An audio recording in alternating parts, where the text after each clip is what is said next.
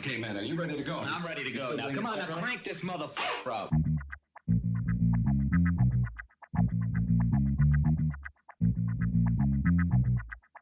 Break it down like this.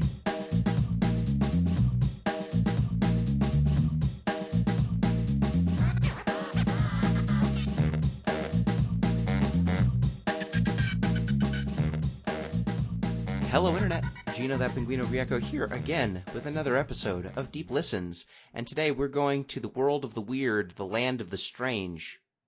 We've played Tales from Off-Peak City, Volume 1. We've gone to Off-Peak City, and its very disorienting boulevard, the intersection between Yam and July Avenue, I believe, are the streets. And we're reporting back to say that this game is weird, but interesting. And joining me on this journey are Pete Busby. Hey, my pick this time around, and this game was exactly as weird as I hoped. So to go along with that weirdness, I have a weird, kind of fun fact, I guess you could call it fun. So medieval Europe had this weird tendency to put animals on trial for human crimes. What? Yeah, apparently like pigs were eating people a lot back then for whatever reason, or like at the very least attacking people. So when these animals attacked people, they would be put on trial, sometimes even dressed up, and then they would be executed by hanging or some such. Or you could petition like a bunch of monks' pigs were put on trial, and he couldn't afford to lose all those pigs. So he wrote to the Duke of Burgundy and asked for him to basically pardon the pigs, which he did. But this was all basically just lead-in, so I could tell this other story. So this is from an Atlas Obscura article called The Strange Tale of Echo, the Parrot Who Saw Too Much. The story of the parrot's very interesting. Yeah, I don't give a shit about the parrot. Don't worry about the parrot. Boo. Yeah, so the parrot's fine. Whatever, you can read the article if you want to hear about the parrot. But in the article, it tells this other story, which there was a man, aptly named Thomas Hogg, who was convicted of, squeamish listeners, avert your ears, bestiality with a pig. So in order to find out whether or not Hogg was guilty, he was ordered to fondle the pig while the authorities watched. I'm now just reading from the article. The pig appeared so lustful that Hogg was then forced to fondle a second sow as a control. That pig was reportedly less aroused.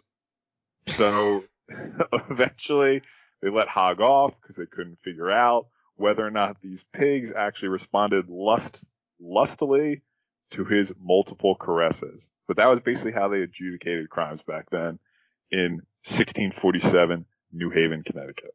That's amazing. God damn it, that's where I live now. Just look, if they ask you to fondle a pig, like, the police can do that. Just understand. I hate that you've informed me of this very specific fact about the place I am currently residing. 1647, that's how they did things. They were freaks back. I just like the idea that they needed a control pig. I know, that's the best part. Like, we think this pig is enjoying it. We better bring out another pig to be sure. We're probably going to need 5-6 pigs by the end of this to be sure. I think this you got to is like broaden your sample size. one judge who was just weirdly, he probably did it for all the crimes. Like, arson. We better have him fondle some pigs.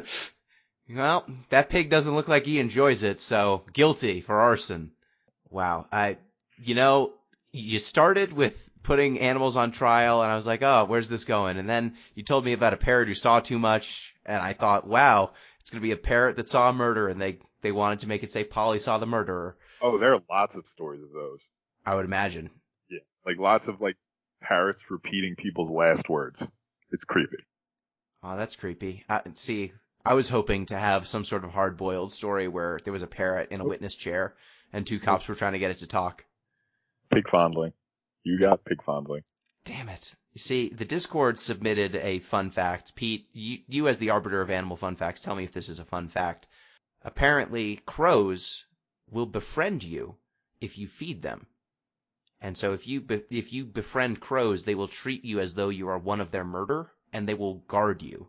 and follow you around. I did not know that. I knew crows held grudges for like years, but I didn't know. Crows are so smart. They are. They're super smart. Crows are the best. All corvids. Apparently, an emo adult started feeding crows during quarantine as a fun hobby, and now a murder of 15 crows follows him around everywhere and will dive bomb at people who come at him. But, like... I'm immediately starting to feed crows tomorrow. He just wanted to talk to, like, neighbors in a socially distanced way, and his murderer started dive bombing them.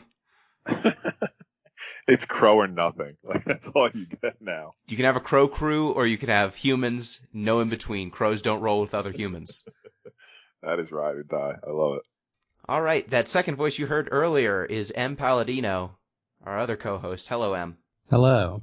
There's a lot of stories about how, like, kids will give crows some shiny objects, and then all of a sudden they're, like, dive bombing people and pecking at them.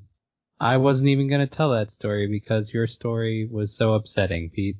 I was looking directly at it. I was like, I'm going to bring up this animal fact. And then you told me that. And I was like, you know what? I don't think this is the time. Maybe next time. So thank you, Gino, for bringing it up for me. No problem. And we have a special guest today for Tales from Off-Peak City, a game with music and vibes so strong that we had to bring in a vibes expert. I'm also a crows expert. Excellent. Also a crows I have expert. facts.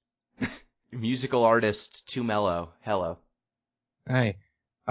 Crows can make and use tools, and they mourn their dead. Oh, really? They're very smart. They're very, very smart. They also play with tools. They'll use like a little tray as a sled, and use it to go down slides. There's a really good video of the crow doing that. Yeah. Yep. That's amazing. You know, the more you learn. I have crows that live around me, and the same gang of 5 crows just hangs out in a tree near my house all the time. Time to make some friends. Yep, apparently I can order them to kill, which is a useful thing to have. So, Mello, welcome to the show. Is there anything, you've been on the show before, but is there anything new that you have to plug? Just my music in general. I'm not working on anything specific right now that I can direct people to, so 2mellowmakes.bandcamp.com, number 2, mellow without a W. Excellent. So, today we're discussing Tales from Off-Peak City, but before we get into the game proper, we have our normal housekeeping. You can get in touch with the show at DeepListensPod on Twitter, deeplistens.libsyn.com. We have our comment sections, and deeplistenspodcast@gmail.com. That is our email address, though I hear we might have a vanity URL that might have been procured by some of the hosts of our new spin-off podcast, Off the Deep End. We might have more to say about that. They might have more to say about that during their show, so tune in for that. We might have another email address that will work. Pete, I think you're going to like the domain. I like puns. Is it punny? It's pretty good. Okay. You can also support the show on Patreon, patreon.com/deeplistens. That gets you access to the Discord, where you could have learned this crow fact before we set it into these microphones. And you could also end up on the Discord report. The Discord report.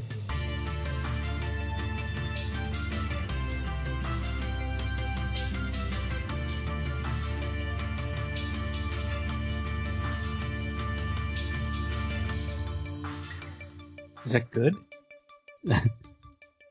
The Discord report? Yeah. Depends. Our food content Yeah. is cursed. Yeah, most of the time if it's food stuff, it's bad. Luckily there is, now I scrolled up in the food channel and there is bad food content. Would you like a Bloody Mary with a complete cheeseburger sticking out of it? No. And also shrimp? Anyway, other than that, Off the Deep End is still going. They're playing... What are they playing right now? They're playing... what is that? Xenosaga. Yeah, Xenosaga, that's the one. Episode 1. They're playing the games, so we don't have to. Yep. There's also talk of... What was the game that we're going to have to play in the future, Gino? Walden? Walden a game? A game. Fuck. Yeah. I wanted to be modest about it. Not the game. Just one of them. They didn't want to cut off the other many Walden Walden games. I'm excited to announce my competing Walden game. Well, it's an open market. They left it there for you. Tony Hawk's Walden. What else? Let's see. Anything you can think of from the Yeah, Discord, Gino? I mean, we had Daft Punk retired, and that came up in the Discord. That Boo. was sad. I'm sad about this. I'm gonna make my same joke. Those models are only good for like 5 years max, so they got a lot of mileage out of them. That's true. Never has a robot running Windows 95 lasted this long. Good for them, though. You know, you can retire on your own terms as a robot-headed man and walk off into the sunset and then explode. Yep. Did you watch that video? I did. I watched it to the end. I was hoping that at the end it would just be like, LOL, we're not retiring. The dream. I know this is not what this podcast is about, but I think they really extended that for a long time. To me, it kind of felt like they were done. But I think the longer they waited to announce this, like the more it was going to hurt, and it did hurt. Yeah, I mean, in many ways, Random Access Memories was the apotheosis of what they were trying to do as an aesthetic. And so I don't know, when you go from like making electronic music with disco samples in the 90s, and then, you know, eventually you get to the point where you're big enough where you're orchestrating theatrical films, and then you get to work with all of the artists that you idolized as a child. Like, what are you going to do after that? Yeah, I bet it's almost like kind of paralysis of resources. Like they have all the equipment that was used to make that music. They have the people who mastered it. They have the musicians who played it. And it's like too much. I want to go back to something harder. I can't even imagine, like, once you're working with Nile Rodgers and, you know, some of those legends, like, yeah, you made the best disco album in like the last 20 years. You did it. Like, what? Unless they were going to completely change their sound, they could, I think, make that style of music in their sleep at this point and be great. Get lucky. Song of the summer. Song of the summer every summer. Every summer. Yep. So just play Discovery from start to finish. Watch Interstellar 5555. Enjoy Daft Punk. But yeah, that was pretty much on the Discord. We also have the Final Fantasy VII Remake discussion that is coming up. So there will be a Final Fantasy VII Remake podcast on the way shortly. Em, you're gonna get to the end of that, and we're gonna have to have a talk about Tetsuya Nomura and and what happens when he's given free reign.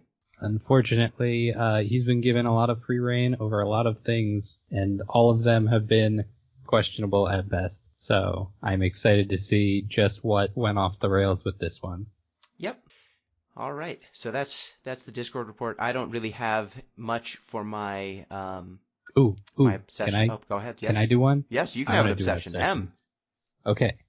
There's this show that I've been watching called Mythic Quest Raven's Banquet. What? It is on Apple TV, almost exclusively. Oh no. So it's really hard to find, but it is about a game development studio, in kind of the style of The Office or Community. It's got some guys from It's Always Sunny in Philadelphia. Oh, it's right. It's got Danny Pudi. It's got a whole bunch of names, and I've been watching it a couple episodes a night. There's only like 10, so I'm going to be done like tomorrow. But it's good as hell. A good insight into a fictionalized version of a studio running an MMO. Good jokes in there. I want to get more people watching it because literally no one has heard of it. Which is odd because I believe the show was announced at E3. Was it really? Yeah. I remember hearing about this, and I actually, now that I think of it, I saw a social media post about it this week that said it was super good. But because of the Apple TV thing, I don't know what's on there. Yeah, people can keep telling me to watch Ted Lasso. I can't. Or, well, I could, but I'm not paying however much to Apple I would need to pay to just watch Ted Lasso. That's fair. But yeah, that's if good you can find another way to watch it, that's your personal choice. Yeah, I found that show, like, when I saw an Always Sunny cast member come out onto the stage on E3, I was like, what? And then he announced a TV show, and I was like, oh, that makes sense, I guess. Odd you're here, but okay. Which cast member was it? I don't watch Always Sunny, so I honestly do not know their names. Rob McElhenney. Oh, okay. He went to my high school. Not while I was there. But, okay. Okay, you were not bullied by him? That's good. No. was that. So between your loose connection to Little Dicky and this guy, who do you feel you have a looser connection to? I actually knew Bird. Me and Bird play. Oh, that's Little Dicky's real name. We played basketball together, so we have a legitimate connection, I guess. A guy named Little Dicky's real name is Bird? Oh, that's his last name. Yeah. Okay. What's his first name? Shit. Larry. Yeah. We just called him Larry. Bird. He was good. He probably still is. Cat could ball. He's literally a reincarnated Larry Bird. Kind of. He was a point guard, but same skills. That, it's really fitting that Little Dicky was really good at basketball with his career. Well, now that we've gone off the rails, time to talk about Tales from Off-Peak City Volume 1. Pete, since you picked this game, why don't you tell me a little bit about it? Oh, my goodness. Okay, so the game opens, you're riding a canoe into what would you call it? It's an anonymous metropolis that's crazy. It's surreal. It's wild. Things are going off the rails. But your main job is to steal a saxophone, which in order to do that, you need to ingratiate yourself with the owner of a pizzeria and the owner of said saxophone who runs said pizzeria. So you end up delivering pizzas on your quest to steal a saxophone. Very normal stuff. Yeah. All very straightforward. So as with any great game, this game starts with you naming your character. What did everyone name their main character? I did not go very creative. I just had my name. Fair enough. I always use Dink Meeker. He is my favorite character from Ender's Game. Ah, yes. Classic. My character's name was Stevie Stabworth. Okay. I was just mellow. I like to skip past that part. What can I say? That's fair. I noticed it because every character refers to you by your full name every time. Yeah. And having, in this nightmare world, having everyone go, hello, Stevie Stabworth, it felt on point. It felt very authentic to the space. Yeah, and it's a funny game. Yes. So you're first introduced via canoe. I would say that just the silhouette of the city with buildings with faces, and not like, it's got two windows and a door and, it's kind of a face. It's like a human face. A lot of buildings seem to have human faces, either as their entryway or they just have a human face and you can't get into the building. The trees undulate in an unsettling way. Everything is warped and distorted pretty extremely. The sky is very technicolor and it's permanently night, so it's somehow twilight. Even before you get to the city, when you're riding on the canoe, there's a man in a pink jumpsuit and glow stick, which is fine, dress how you want. But something about the way he bobs his head is really creepy. The like animation is so wild. It's it's very jerky, and the faces are rendered very oddly. And it's a game about music, so I mean the rhythm makes sense, but it's a terrifying, terrifying head bob, if such a thing can exist. Yeah, most of the characters animate, so their proportions are unsettling, almost all of them. Like, you have a lot of characters with just big heads, tiny bodies, characters with arms that bend weird, long arms, lanky arms, thick legs. Like, everyone's misshapen in one way or another. Heads that don't match the bodies in any way. Did you find this to be kind of setting the tone in terms of what genre this game is? Like, what genre did you think it was just from the introduction? It's going to be my follow-up question. What genre is this game? I know. What is it? I consider it an adventure game. Okay. It's an adventure game with pizza elements in photo mode. Okay. I would say it's kind of a horror game with adventure game elements and pizza. I find the universe of this game delightful. And it does have horror stuff, very obvious horror stuff later on. But to be honest, from the moment I was replaying this after seeing your comments about it being nightmarish and thinking like, oh yeah, I know like Big Mo's game is terrible and all that. But like as soon as I hit play on this game and there's like the beat with the nice bass line, and on the canoe part, I love the way that you can see the city that you're going to be in from really far away. And it looks like an impossible area. It's on a big hill, and it's slanted up to this train up in the sky, suspended on buildings that is sparking and like creaking, but not falling. And you see everything laid out at once, and it's like, oh my god, this it looks better than the previous Cosmo D titles. The four-way intersection that you get to explore all gels together, and everything's like bobbing. But even though I say it gels together, if you look at any individual thing, it looks like it's from a different game, or the way that each building has its own quirk. Like there's a building where cats are dancing to a beat that starts playing when you get close to the building. There's a building that is like the face of a giant guy. There is a building with a weirdly realistic like art piece on the side of it in the middle of nowhere. And there's a building that is a face leaking gas, and it simply has the number 9 on it, and everyone hates it.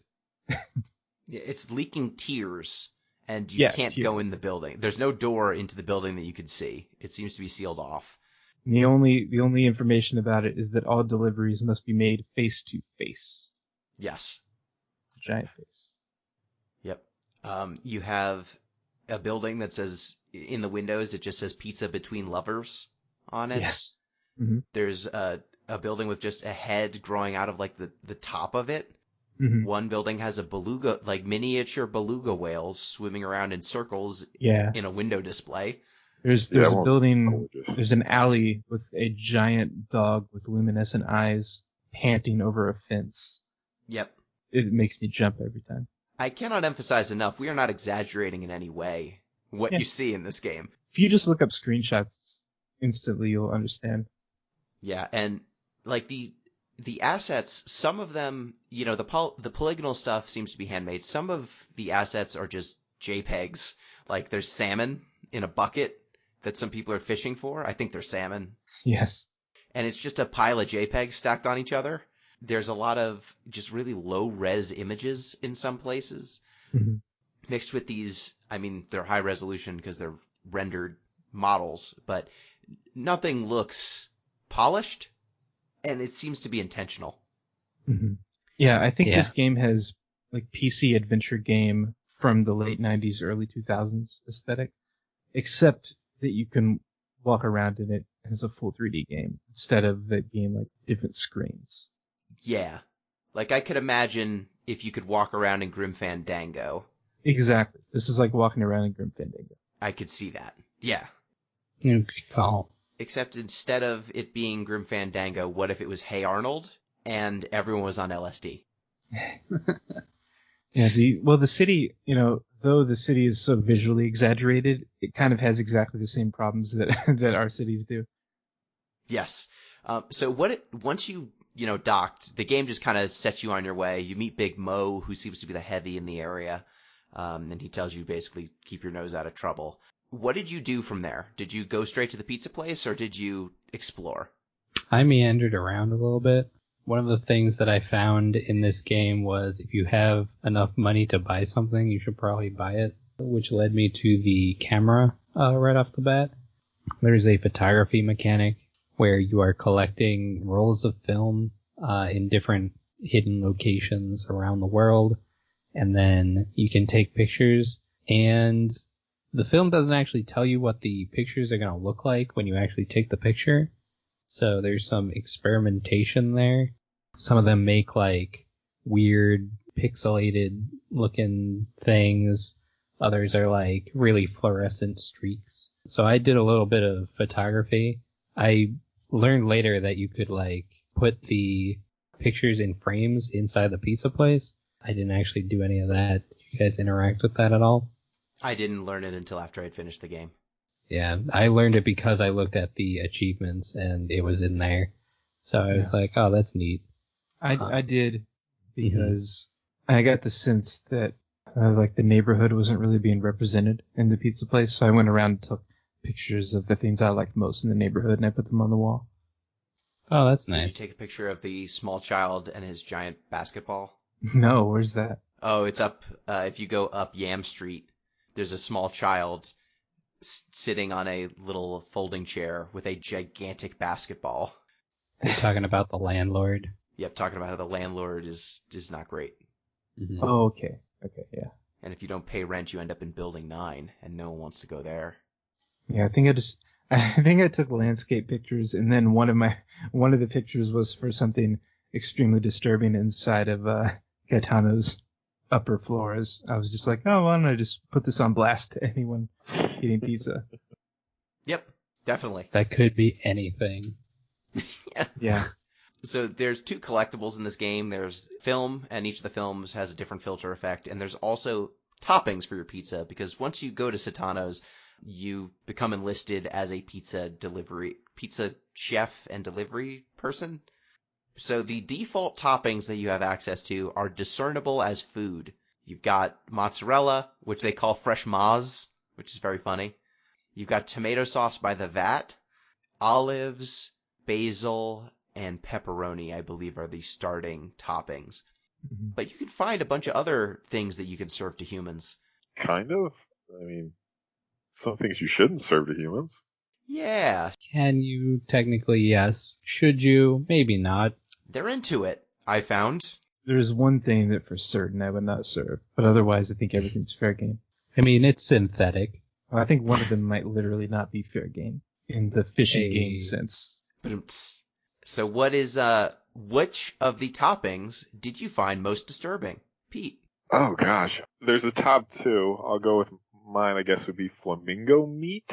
There just seems something very untoward about eating a flamingo. One, I assume they would have lots of parasites. It just seems like that's the sort of bird they are. 2, I don't think there'd be a lot of meat on a flamingo. They're mostly leg, and their legs are very skinny. That's what makes it so decadent. It's true. When you take the flamingo meat to the man who works for Blue Moose, he comments that flamingo meat is the most, oh god, I wish I could remember the adjectives he used. He basically says the most toothsome bird meat there is. It's like, I don't know if that's true, sir. And what about you? What did you find to be the most off-putting topping you could put on a pizza? I mean, there's only one choice, but I'm not going to take that choice because that should be saved for last. The one that I usually put on my pizza was the truth pepper, which is just a green pepper, but I figured if I wanted to get any information out of people, maybe the truth pepper would help. Does it? Because everyone is like, oh, you put truth pepper on this, I'm going to be very honest now. But I don't think it actually affects anything. I always put it on my pizzas because I was like, maybe there's some hidden value that I'm changing, but it doesn't look like it. Mello, do you want to say I think what is probably the correct answer for most disgusting thing you can put on a pizza? Yes. Definitely these samples of gray matter that you could just slap onto a pizza, and they do look like brain slices. Yeah, so you can find brain slices. I didn't like the beluga roe. Synthetic brain slices. Okay, enough of the drama. I don't like that they move. Beluga roe for me, because beluga whales don't have eggs. Yeah. That's a good point. I don't even like normal roe. I don't even know where they got that. Wait, So, so there is yeah. beluga caviar, though. Is it not beluga whale? It must not be. Okay. Well, I'll it was. look up. I think I found it in front of the whales, so that's why I was.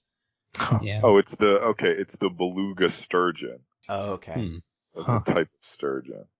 Okay, that makes sense. That's less off-putting. Whenever I serve people that, they were like, "Ooh, we're fancy pizzas."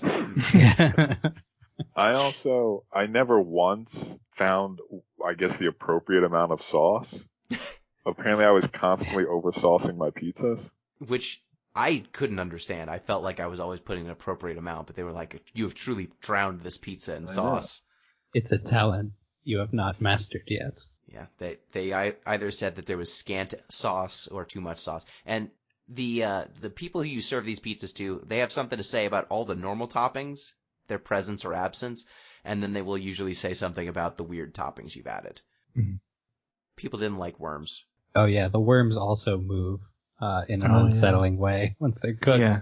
I think they're gummy worms, right? That's what Yeah. they say, Okay. but they move. But who They knows? move. Yeah, Ugh. they like This game- wiggle around.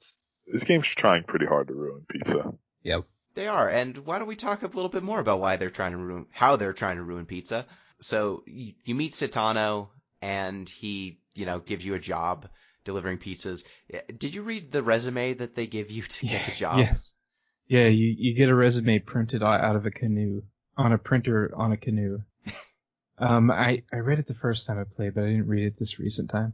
It's like hardworking, firm handshake, doesn't steal. It's like it's like the most boilerplate thing, and Citano's like, I trust you, I like you, This looks Stevie great. Stabworth. Also, the pause menu for the game is fantastic. It's like a New York diner style guest check. Yep.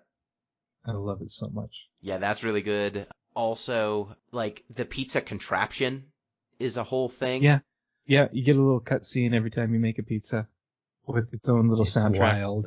Oh yeah, actually, it has an adaptive soundtrack. As a music person, I guess I should say, as you put on different ingredients, you get a different musical element, so it makes a different song. And as you cook it, the song plays out in full. Oh, I didn't even notice that happened when you were cooking it. Yeah, I think you get like a mouth harp for one of them, maybe the worms. I hope it's the worms. But yeah, it goes down a conveyor belt, and then hands like pick it up out of the fire and give it to you. It's entire elaborate thing. And I guess I didn't say before, everyone knows your name immediately, Yeah, regardless of whether you've talked to them before or not, which is off-putting. Yeah, makes sense for the sinister vibe of the game, though. Like, there's definitely an undercurrent of, like, there's more going on here. Yes. oh yeah. So, as weird as everything is at first, I think the game really it lets you know what it's about when you make your first pizza delivery. So, Mello, what happens when you go to your first delivery? How's the doctor who you deliver the pizza to? So the first person you make a delivery to is a doctor who also has his face mapped onto a little baby version of him. Yeah, his son. And they both get breakfast pizza every day. And you have the conversation about the ingredients. People say, pizza, or something like pizza is magic. And the screen fades to a picture of the Caetano's Slice logo. And then when it fades back in, things have changed. Notably in this first scene, the doctor is chilling out in the bathroom in the tub asleep, and the tub is filled with a giant can of beer. Blue Moon, whatever that, like... Yeah. It looks like Red Bull, but it's beer. Yeah. At least the logo looks Red Bullish, but it's called something Moon. Is it Blue Moon? It's it? Moose. Blue Moose. Blue Moose, Moose, right. like Blue Red Moose. Bull, but Blue Oh Moose. yeah, that makes sense. And after you knock him out with pizza, everything changes and you get access to look around and snoop because everyone gets knocked out by your pizza. And most times, I don't know about this first time, most of the time something in the world will change after you deliver the pizza. And I think this time it's that Caetano collapses and ends up in an ambulance, but it's very suspicious, and Big Mo's crew seems to know it was going to happen. Yes, and he's like completely lucid, but they've strapped him to a gurney and are taking him away. And he hands over the pizza place to you. Yeah. First day on the job after your first delivery, Yeah. he's like, you're the person to shepherd my restaurant forward. To the disdain of Maxine, which, by the way, when you get the job, there's this girl standing there who's trying to petition her way into a job at the pizza place, but you just walk up with your resume and immediately get the job she wanted to get. Well, yeah. I mean, my resume says firm handshake. How can you beat that? Yeah. Also, your resume remains on the counter of the pizza place for the rest of the game. Yep. I mean, who's going to take it away? To tell anyone who comes in, like, hey, you could trust this guy. Yeah, Stevie Stabworth. He's very trustworthy. Yeah, so you deliver that delivery, and every time you finish one of these little apartments or deliveries, you tend to have to exit in a unique way, like through a back door or something. Because Big Mo's thugs come and block off the place. In most cases. In the first Did case, they do I think that the the door's first just locked. I think the door's just Oh. locked. The first first one, you time- have to take the yeah. emergency exit. Yeah, the first Which time is they a don't slide. do that. It's a very long slide with its own music. Yep. Mhm. Mhm. Second time, your second delivery is at the pawn shop. There's Who's some people pawn- playing a game of some kind. Yeah, like a Basement. tabletop game. I think Yeah, it's there's like like D&D or something. 3 pieces and 4 dice. It's a very confusing game. But when you make your delivery to them, they shrink. They shrink and become the pieces, Yeah. and all of a sudden, and the Big pieces Mo's. become them. Yeah, Yep. Big Mo's guys shut the place down. And you have to get out again. Yep. That's the game loop, if there ever was one. You make a pizza, you deliver it to some people, shit goes down, and you have to escape. Yeah, so the game loop is semi-interesting, but I think the more interesting part about the game's critique of, I mean, the game's larger argument seems to be a lot more a critique of cities and of kind of city politics ad absurdum. Like they've made all of the specifics of the situations ludicrous, but it's still a lot of the things they're talking about are recognizable because they're just city things. Like they talk about how there's been an accident on the train line, so now this part of town is isolated. They literally mean like there's a flood, so like the flooding of the city has extended onto their street. Like the street just goes into the ocean. And then at the other end of the street, there's, like you said, Mello, a train just dangling off of an overpass, constantly sparking that hasn't been fixed. And they're like, yeah, ever since the train accident, it's been hard to leave, but what are you going to do? Yeah, and yeah, we should mention you don't get up on a dock from the canoe. You just kind of run into the end of the street that is underwater. Yeah, there's a lot of stuff like that. Like one of the characters you meet is a child of a local politician who's trying to curry favor under the promise that she's going to fix the town. Mm-hmm. And so some of the people are talking about that. There's a group that seems to be, I think they're called the Circus. Yes. Yeah, they're trying to fix the town, but through activism. I think Muriel's Circus. Yeah, there's like this big corporation. She was in Norwood Suite as well. Oh, okay. Previous game by this creator. There are also the ones that struck me were the people swimming in the canal/river. Yeah. Also people fishing, which I live in Philadelphia. You know, the Schuylkill River's right there. I wouldn't need a damn thing that came out of it. That would be terrifying. Definitely not the Schuylkill. No. Yeah, there's the people swimming with their floaties on in the green fetid water on an endless loop is pretty incredible. There's people talking about how what is the name of the evil corporation? Is it HRH? Yeah. Oh yeah. Human Resources. Yeah, it's HR something. They're an evil corporation of some kind. What they do is very unclear. But one of the characters you meet who's playing in the board game has a job there, and she talks about how they've got like the finest chefs in their cafeteria, and yeah, the corporation might not be great, but the job pays really well. And it's clearly like a critique of a big tech company like a Facebook or a Google of some kind. You know, it's this big black box that pays well, and that character actually talks about having sold her, I think it's a violin or a trombone, wasn't it? Yeah, trombone. She sells her trombone to get a corporate job because it pays better, because the arts don't pay enough.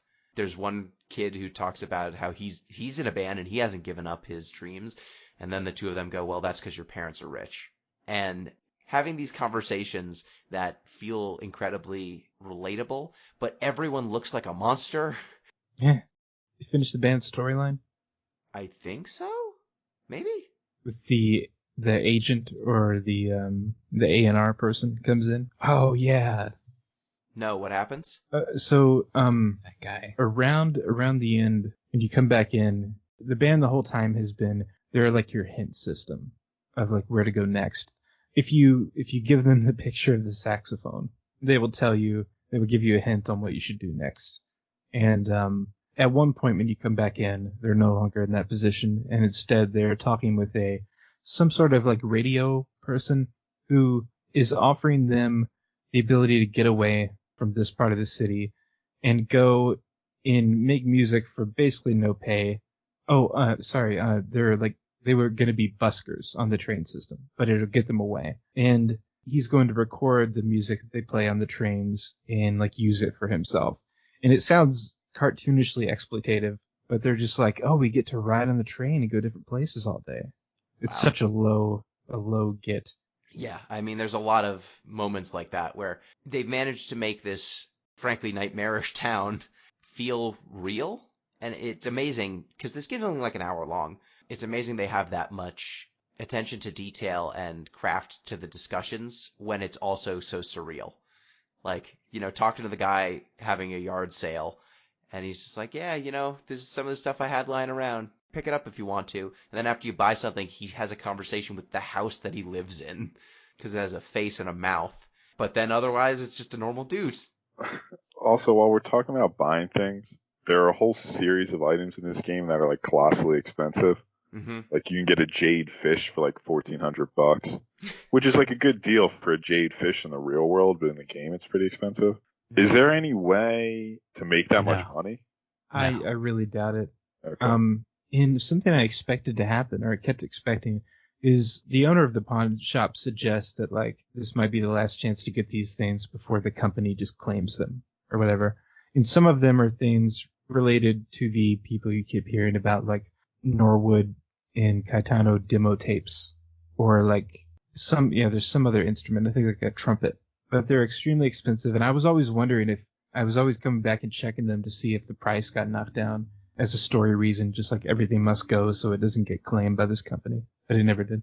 Yeah. I thought that those were definitely interesting things to have. I wish that I didn't know what the heck it would happen if I bought a jade fish, but yeah, it was cool. It was there. You know, something I learned really late into the game, and it probably could have used way more, is that if you're holding an item and you talk to someone, they'll talk about it. Oh. And I really did not know this. And I only used it at the very end with that bullhorn. I had that, not a speaker, but a literal bullhorn. And I was talking to people with that, and everyone was like, "Oh yes, the old bull story." And I only found that element at the end, so now I have to play through it for the third time. That is very cool. The first thing that jumped out to me when I was in the pawn shop was all the books, because the names of all the books are very good. Oh yeah. Some of my favorites: Hootenanny, Fish Drama. Fish Drama sounds like a great book. Slaw Bugs. The sequel to Fish Drama, Thumb Drama. And What Else For? I think that probably most of the playtime of this game will be you seeing things that you just can't look away from and saying, okay, what the fuck? I have to figure this out. And like stopping and looking at a poster or something like that. There's a lot of stuff to look at. Definitely. I want to say that like over time, Cosmo D's games, the like gameplay and story of them have improved. And I think the design of the areas has improved too. Off Peak City is the first one that I think feels like a real neighborhood. But Off Peak, which is a free game on Steam, it was the beginning of this universe, is basically like, it almost feels like a VR chat hangout space. There's just so much to look at. And if you just mainlined the little fetch quest that it has, you would finish it in like 5 or 10 minutes. But it just has an overwhelming amount of art to look at, and the music just keeps going. And that gave me the legitimate feeling that I was like with other people in like a cool downtown environment. Like the Bizarro New York Hey Arnold thing you mentioned, where everything is kind of just like just the right lighting to make you feel like you're in a cool place where things are happening. Yeah, and it's interesting that they managed to strike that vibe in a part of town that they very much have made clear is not a cool place where stuff is happening. Yeah. Like, it's an interesting place. It's a neighborhood that people are living in, but they're trapped there in a lot of ways, physically and financially. A lot of people say that they don't leave this part of town because Caetano's pizza is so good that they don't want to leave. Like, there's a photographer who you meet who's apparently a big deal, but he's like, well, I could have traveled around doing bigger and bigger jobs, but there's no other place like Caetano's, so I couldn't leave. You know, there's a constant drone about the rent and about expense in this game, which is kind of odd because people are really good tippers for the most part. And as someone who and there's some good tension about like people who work for the Google style company. Yep. Needing to tip better. And there's like a good, between the board game players, there's a good like one-upping of tips. Yep. It's a really cute way to get you to the amount that you need to buy the next item. Yes. But yeah, the thing with the pizza, this game almost has nothing to do with this other than this small detail, but I recently watched Do the Right Thing again. And one of the like staples of that movie that makes it feel like a community, because it's also just a block or two, the whole movie, is that everyone eats the same pizza in a way like grew up on this pizza. Yeah, and there's definitely inspiration, I think, there. This game, in a lot of ways, has a lot of New York vibes to it specifically. Like you can find in the pawn shop a MF Doom mask for sale. You can't buy it. There's also one of the orders that comes in from someone later that gets canceled because Big Mo's squad is investigating the pizza is from, I think, Plug 2, which is one of the members of De La Soul. Huh. Yeah, so they're just overt New York shout-outs, New York hip-hop shout-outs as well in this game. So, we've talked about a lot about the vibes. In terms of the main plot, the pizza, what it does to people, and what people may or may not be people, what do we think of the overarching plot line? You know, our pizza is causing chaos everywhere you deliver it, regardless of what you put on it, culminating in, I guess, an android eating a pizza? And we find out Saitano has a robot family in his attic? He was doing some kind of experiment on his robot family. We're all just creepy as shit, too. And, yeah, it seems like the overarching plot is the pizza does weird things to people. The pizza completely fucks up robots. Big Mo's squad is always one step behind you, and it takes them a long time to figure out that the pizza is doing this. And you later learn in the slowly unlocked parts of Saitano's pizza place that he signed some kind of record deal that ended up with people being turned into robots. I think It has to do with Norwood somehow, and I wish this was more clear to me, but it's only told through dioramas. Yeah. There's not really any text. There's just images of like Saitano and his family, and he has the saxophone. But they're opening up the pizza place, going from like a farm lifestyle to the big city. He's so happy with his family, saying like, "Oh, this is gonna be so great for us." And then you see him like selling his saxophone, and you see the place falling into debt, and then you eventually see Robot Saitano happen. Right. So the diorama already includes dead Saitano.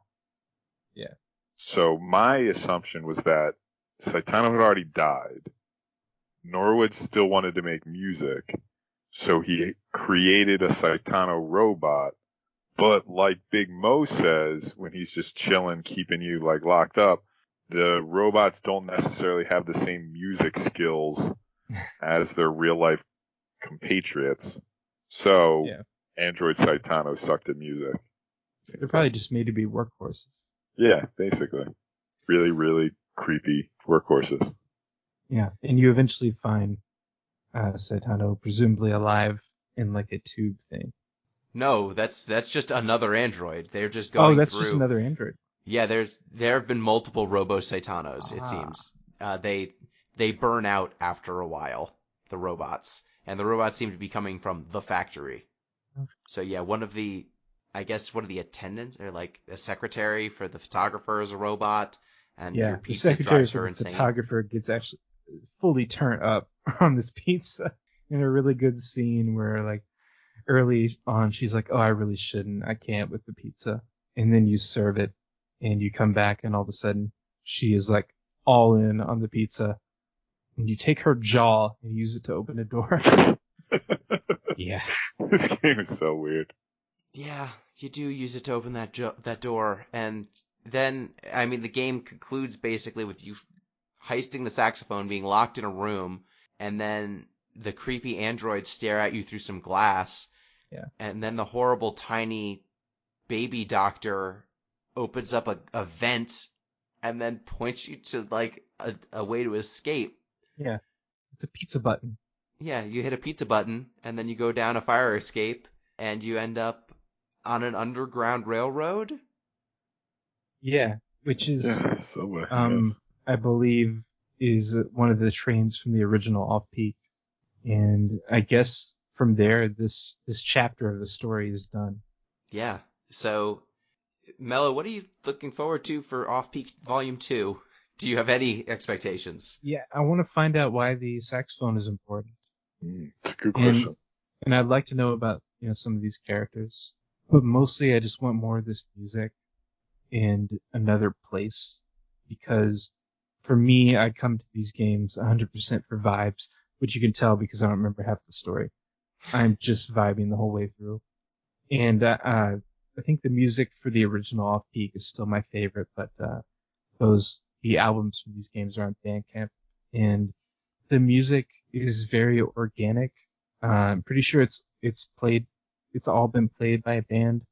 The band may have changed names over the years, but it has really nice organic elements. And the fact that the game has so many artsy people in it, like not artsy, but artists, that combined with the fact that it's not an ordinary VGM soundtrack, but is like jazz, kind of electronic jazz, makes the coolness and the drops of like cool things, like someone knowing how to play saxophone, more legitimate because you know the people that made this game are into jazz. And I think sometimes that could be seen as just like, oh yeah, New York, jazz. So put some jazz in there. But because it's so ingrained in like the actual soundtrack, you can tell these people just like jazz. Yes. Yeah, this game is, if there is one thing that is talked about more than pizza, it's jazz. Yeah.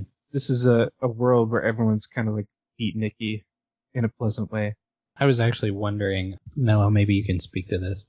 The sound design is diegetic in that as you're moving around, a lot of the elements that you pass has sound effects attributed to it. I was wondering if that was like reflected at all in the soundtrack, how they sort of do their sound design, or is it just like the straight background tracks? In the ones I've bought, it's just the background tracks. But actually, I'm glad you mentioned that because I don't know who does the sound design. I assume it's Cosmo D himself, but it feels like he has the best sound effects sample CD from the 90s and just gets all these genuinely like cartoonish animation like sound designs that I love so much. Mm-hmm. Like, it's if anyone's ever seen the Courage the Cowardly Dog episode, Courage in the Big Stinking City, and there's a segment where Courage goes through an apartment building and lingers at different doors. And if you linger at different doors in Off-Peak City, there's this one apartment building segment, you'll hear something different and weird and intriguing going on behind every door. And it just feels very much like I'm in a cartoon world or something. I love it. It's just, there's some ambiguous plot going on behind every single door. This game looks and feels like a 90s Nickelodeon or Cartoon Network show in a lot of ways. This is Ren and Stimpy. This is Rocko's Modern Life. I think Rocko's Modern Life, Hey Arnold, and Courage the Cowardly Dog. I was going to say Rocko. Yeah, especially the misshapen buildings. Yeah, the misshapen buildings, the weird, creepy people, the recognizable as ordinary but still very off-putting situations. I think all those things are this Invader Zim, like all this stuff. God, I hated Invader Zim. How dare you? Why? It's a different brand of It's gross. weird. I'm still waiting for the gross. Invader Zim game. There's gotta. Oh, he was in a lot of the Nickelodeon like party games. Yeah. That doesn't count. That doesn't do No, it I for want you. the whole style. Yeah. I like the style. Wasn't it originally a graphic novel? I'm not sure. I don't know if it was originally a graphic novel. I can tell you that it is now. For some reason, I recall artist, like he Teenage does, Mutant Ninja Turtles. It's like Teenage Mutant Ninja Turtles was originally a graphic novel and way darker. Yeah. than the Turtles actually became. For some reason, I feel like Invader Zim is the same way, but I could be conflating the two. The guy who does all the art, he does graphic novels. I don't know if he made one of Invader Jonan Zim. Vasquez? Yeah, Jonan Vasquez. Worth looking into. All I know about Invader Zim's comic career is that one time when I was working at a comic book store, two girls came in, said they were way into Invader Zim and wanted something Invader Zimmy. Oh, yeah. I was like, well, we have the Invader Zim comic. And they were like, no, we have that already. Do you have anything else? And I found like there was like a creepy doll that we had that would never sell. Oh, yeah, I remember that. I was Yeah. there for that. I was like, you actually managed to sell that thing. Yeah. I sold the creepy doll that we had for God knows what fucking reason. Always But be closing, baby. Yep. Selling that was when I peaked. Actually, no. When I peaked was when someone asked what board games would be good for their child for Christmas because they're way into board games, and I said Twilight Imperium. It's the Cadillac of board games. You only need that. Yep, it's the only game you'll ever be able to play because if you learn it, it will take you several years, and you'll want to play it with everyone. I did not make that sale. Just the gall. You didn't sell the Star Citizen of board games. I didn't sell the $300 board game. No, didn't get that done. Well, Tales from Off-Peak City, it's really cool. Cloudpunk we played a couple weeks ago, and I said I don't think that a game can survive on vibes alone. Off-Peak City completely survives on vibes alone, and the key difference is this game is 1 hour, Yeah. and the only thing you have to do in this game is wander around the world and soak up the vibes, whereas Cloudpunk asked you to drive people around constantly for 10 plus hours. You have to actually do things if you want to see the vibes. Yeah, in this game you need to walk up to a building and then have it talk at you. I have one more thing to add about this game. Yes, please. The camera is... Yes. So usually when people say on a non-visual medium like a podcast that games have a camera, you probably expect like, oh, it's just like a screen capture. It's just going to take a pristine image. But Tales from Off-Peak City decides to emulate a specific kind of camera, which is like the Polaroid type. And none of your pictures will come out looking like they're straight from the game. They're all very flawed, I guess. And from what I've heard from photographers who have played the game, it's really good, the way that it flaws things. But even putting aside all the weird film types you can get, these pictures are very realistically fucked up, like your relative trying to take a picture and failing because the technology is so weird. Yes, and I really enjoyed... Did anyone take a picture of the building that talks with the camera? Oh, yeah, because it asks you to. It asks you to, and it says cheese. Yeah. I don't know if other people react if you point the camera at them. They do. They don't like it. Well, some of them don't like it. The pawn shop guy did not like when I took a picture of him, but I was like, look at your face. I need to immortalize this. I have one more thing to add too, very small. I felt like my protagonist was weirdly short. Like the camera was just low. I couldn't tell if I was weirdly short or if other characters were sometimes weirdly tall. Okay. Yeah, well, who knows what the perspective actually is. That's a good point too. It could just change scene to scene. I wouldn't know. Like the character, one of Big Mo's thugs is super lanky. One of them's really squat. The squat one wants to get into acting, but then Big Mo says, "Hey, if you're gonna go act, maybe we should just forget about your shift tomorrow because you're gonna be taking up all that time acting." Yeah. And he's like, "No. What if I don't get the part, Big Mo?" He's like, "Well, we do have an all-day shift tomorrow if you want that." And then he kills his career. Yeah. This game's weirdly, and like there's a weird antagonism between work and art, between like all the musicians and everybody else. Yeah. Not a weird antagonism, a very understandable antagonism. When I started playing for the second time for the podcast, I noticed that I had like 25 of 41 achievements, and I was like, what the hell is in this? And I realized that if you stick behind after you deliver pizzas, or you come back to a location, you can get a lot more dialogue about stuff, especially with the pawn shop owner. I hit him up after doing the mission there, and I got like 3 achievements just from the conversation of like learning the connections between people. But yeah, seeing the career die was one of them. Sticking around before you escaped and watching that go down. Yeah, I think I'm at exactly the same, like 25 out of 41 achievements. So I was going to go back in and take a look because I was like, I'm pretty sure I watched everything, but I never went and backtracked.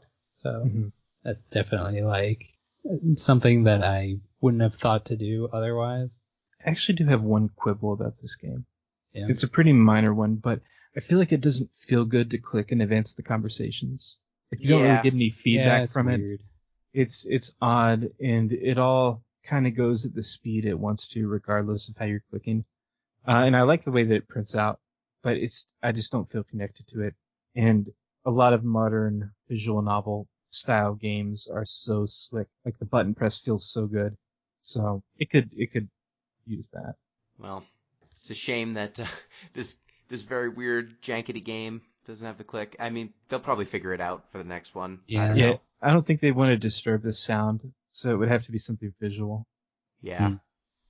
Yeah, it is odd sometimes where I would accidentally advance the dialogue or turn away and the dialogue would just stop playing and it would come back. Like if you do anything in between words instead of like completing the dialogue, the person will just re-say whatever they said last. and you can pick it up from there. Also, when you finish a dialogue sequence, there's just a straight refresh logo over people's faces, Mhm. and they'll say it again. Oh, and the dialogue noises are super good. It's like instruments being played atonally. Yep. I'm just overflowing with things to say about this game. Yes. Tales from Off-Peak City. Check it out. It's $10. The demo. Honestly, how could you not get like most of the game from the demo? It's only like an hour long. Yeah, I don't know what you would even demo with the game so short. But check it out. It's cool. It's got a lot of vibes. It packs a lot of content into that hour, and I think it's a world worth exploring.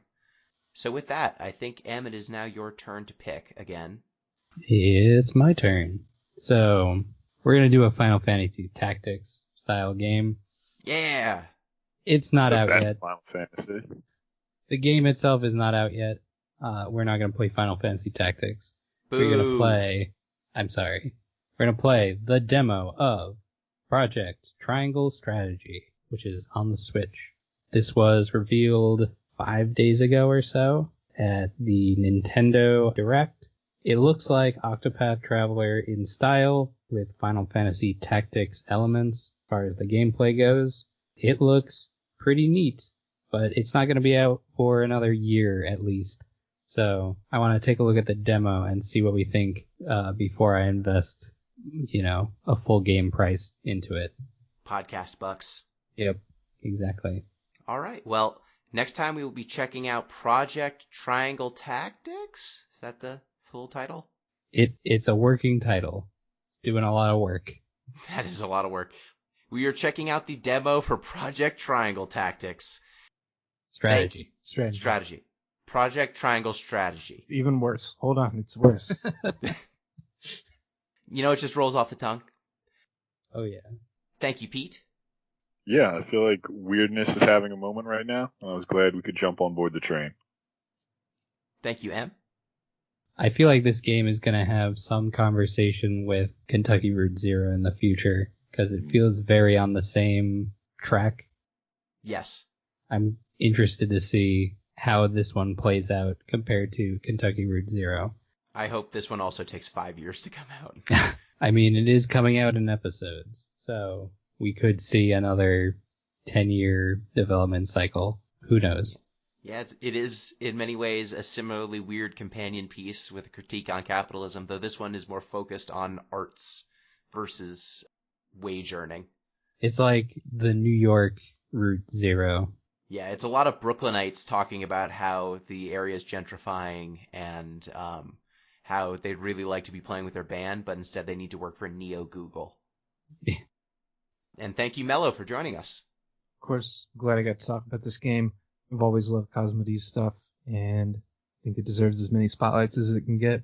Yep, it is for a non-Halloween, non-spooky podcast, though this game is still kind of spooky. Yeah. Horror seeps into everything I like. Yes. So thank you, listeners. Reminder, you can get in touch with the show at DeepListensPod on Twitter, deeplistens.libsyn.com. We have our comment sections, and deeplistenspodcast@gmail.com. And you can also support the show on patreon.com/deeplistens. And Mello, do you have anything to plug? twomellomakes.bandcamp.com. You could just type in 2mellow, no W, number 2 into Google and it'll take you there. Excellent. Oh, and it's for music. Excellent. Well, thank you, listeners. Till next time. Peace.